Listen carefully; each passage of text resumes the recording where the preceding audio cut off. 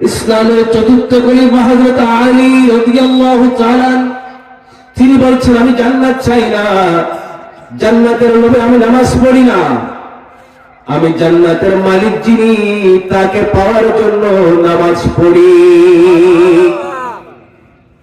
জান্নাত দিয়ে আমি কি করব? যে মালিককে আমি কোটি কোটি সিজদা দিয়েছি সেই মালিককে যদি একবার না দেখি, জান্নাত যিনি বানিয়েছেন আমি তাকে দেখতে চাই। আজরান কাবিরা, সবচেয়ে বড় পুরস্কার হলো দিদারে ইলাহি, আল্লাহর সাক্ষাৎ পাওয়া। চিৎকার দিয়ে বলুন সুবহানাল্লাহ।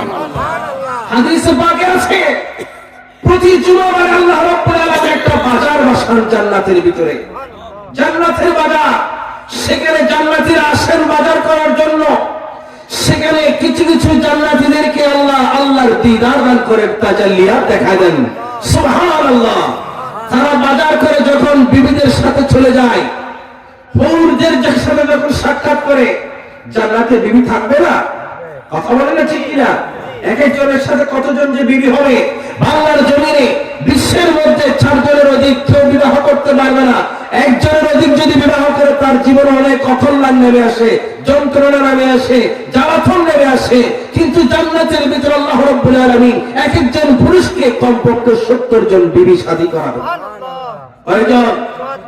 সেখানে কোনো ঝগড়া, এখানে 2 জন বিবি হলে ঝগড়া লাগে কি লাগে না? জান্নাতের ভিতরে 70 জন নয়, 700 জন, 7000 থাকলেও কোনো ঝগড়া নেই। আমার আল্লাহ জান্নাতের বাজারে জান্নাতীদেরকে আনবেন, সেখানে এনে জান্নাতীরা বাজার করবেন। কিছু কিছু জান্নাতীদেরকে আল্লাহ সেখানে কুদরতের তাজাল্লি দেখবেন, দেখাবেন। সারা আল্লাহর নূরে কুদরতের সেই তাজাল্লি দেখে তাদের চেহারার মধ্যে একটা ফোকাস এসে যাবে। সুবহানাল্লাহ বলেন।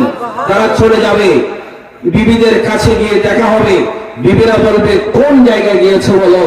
তোমরা যাওয়ার সময় তো তোমাদের চেহারাগুলো তো এত সুন্দর ছিল না, কিন্তু আসার পরে তোমাদের চেহারার মধ্যে কেমন যেন একটা নূর চমকাচ্ছে, কেমন যেন একটা ঝলক এসছে। কি দেখেছো তোমরা বলো? তখন জান্নাতীরা বলবে, গিয়েছিলাম জান্নাতের বাজারে, বাজার সাজার করে আসার সময় আল্লাহ ডাক দিয়েছেন, ও বান্দারে, তুমি জান্নাতের বাজারে শুধু কি বাজার করার জন্য এসেছো?